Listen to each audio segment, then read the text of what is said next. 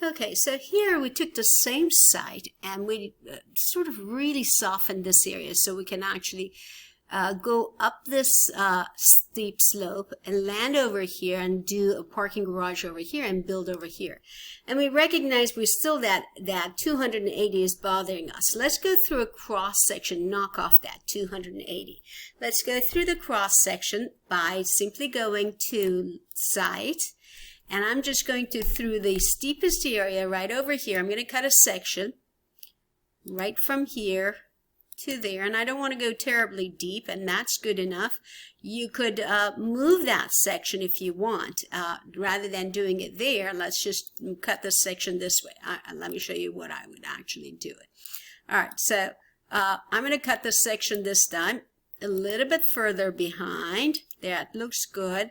And you could always change the direction of the section so you know which way it's looking. So pick the section, you can flip it, and you can extend it so it actually grabs all the top area over here. So now we're going to look at that cross section. Scroll down here, go to section, open up section 1. Here you can actually see where that 280 is happening. So here's where I'm going to do my additional level. I'm going to do a level from here over. I'm going to make it so that it happens at 280, so I have a good sense of where the 280 is. All right. Or you may want to do it at 270 and then make this guy at 280, so you have a sense of where the two levels are. So you really would like to knock off anything that's at above 270.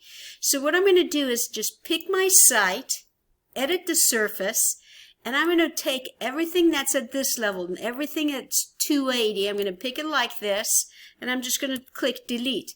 Notice how I flattened up the site at 270. Let's take a look at it in site or 3D, and let's see what happened.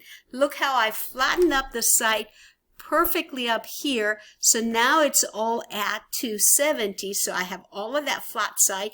I'm going to go up this very steep site, come on over here, park over here, and then move in that direction.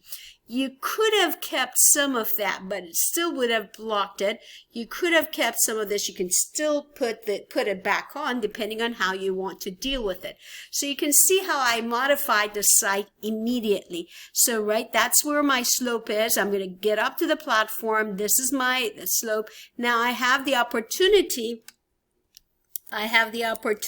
to place my object here or there.